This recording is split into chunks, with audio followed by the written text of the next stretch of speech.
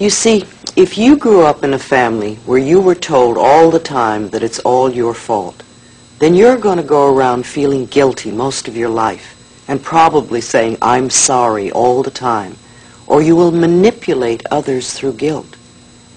If you have a belief that nobody loved you, then you're either going to have no romances or you'll probably have very short romances.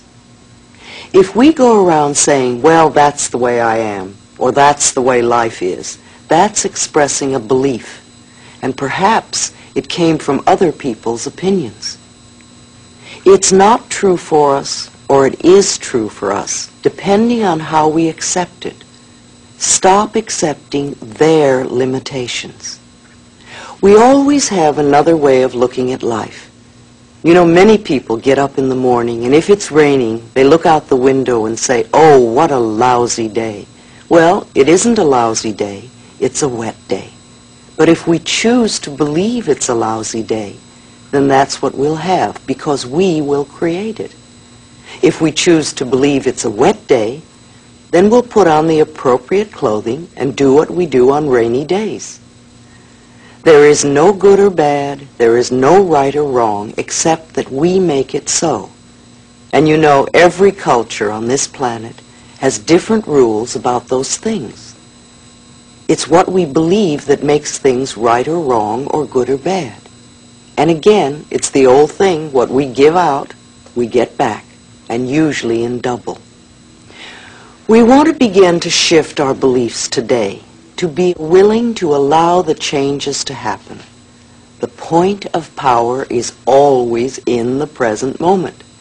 And all these old things, these lacks, these limitations, these beliefs, can return to the nothingness from whence they came. They came out of nothing, and they can go back to it. You are the power. No person, no place, no thing has any power over you. I can give you lots of good advice and lots of wonderful new ideas, but if you choose not to accept them, then you're in control, for you have the power. You are the only person that thinks in your mind, and you create your experiences. And just for this moment, I want you to catch the thought you're thinking right now and ask yourself, is it negative, or is it positive, or is it neutral? Do you want this thought to create your future? Now, because we think so quickly, and the thoughts just go whizzing through our minds, it's not always so easy to begin changing our thoughts. You can start by editing your speech. Begin to listen to what you say, and don't say anything that you don't want to become true for you. There are literally billions of thoughts that you can think, and infinite numbers of things that you can say. Make these be nourishing thoughts. Pick thoughts that create nourishing experiences for you. Don't waste time thinking thoughts that create problems for you and then try to fix the problem. That to me is foolish and a waste of time. One of my very early teachers used to say often, "There is not something to do, there is something to know." Because truly, when we change our thinking, we change our experiences. All right. So what do we do now? Well, I think we can decide to change. That, to me, is the most important thing now. Oh, we can throw up our hands in horror and give up, or get angry, or feel that it's all helpless and hopeless. But these are old and useless ways of handling things.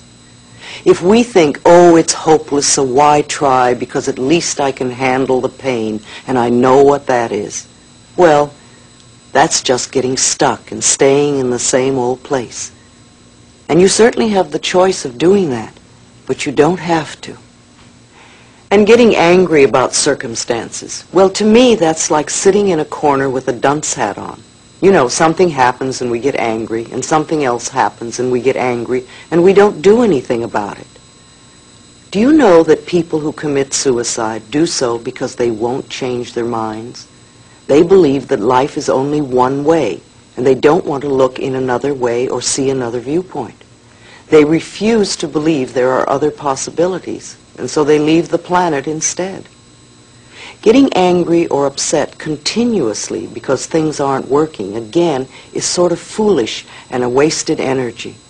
What is really better is for you to ask yourself, how am I creating so many situations to be angry or upset at?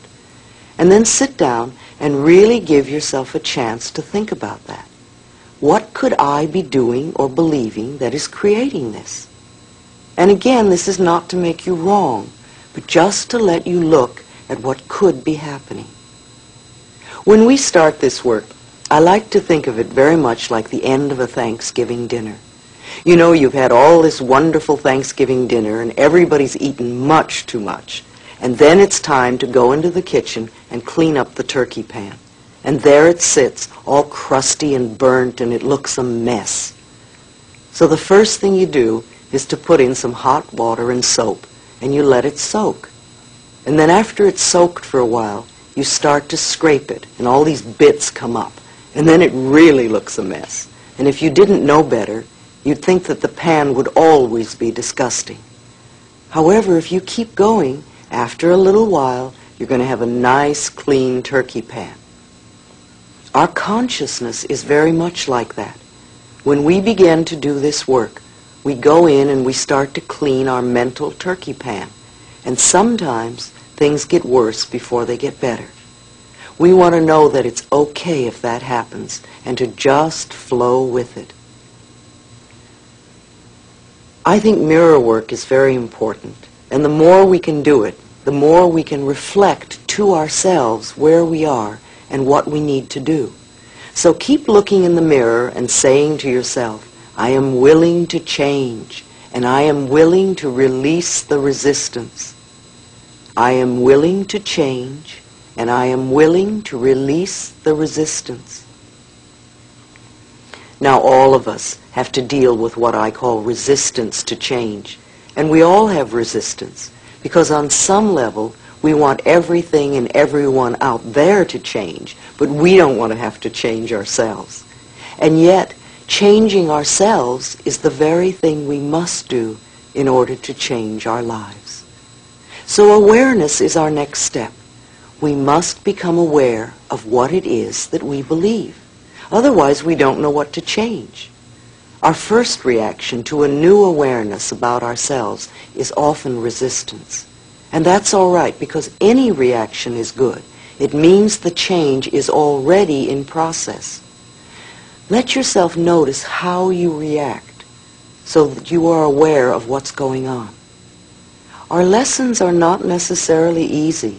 If they were easy, they wouldn't be lessons. It takes time and effort to learn what we need to learn. So don't demand instant change.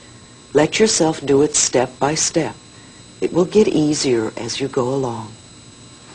Too often we get impatient and we want to do things right now. Impatience is only resistance to learning. It means you want the goal without going through the process. You know, we can sit here and say, I want to be in the other room. And we can even demand and insist that we are in the other room right now. But we don't want to make the effort of getting up and going one step at a time in order to get to the other room. And we can sit here for days and keep yelling and insisting we want to be in the next room. And nothing will happen except that we get frustrated. However, if we make the effort and take the steps, no matter how small, one by one, before you know it, we will be there. Keep noticing what is going on in your body and what form your resistance may be taking. It's fascinating to watch how the mind works and learns. And the thing we resist the most is often that which we most need to learn.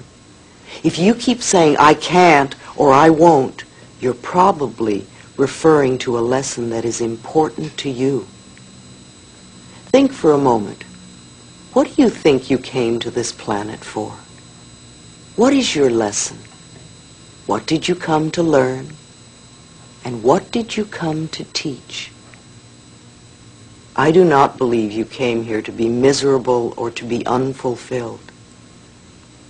I believe you came here to be fulfilled. and to give of yourself to others. We are all teachers and students. We are learning and we are teaching. You could ask yourself that question before you go to sleep tonight. What did I come here to learn, and what did I come here to teach?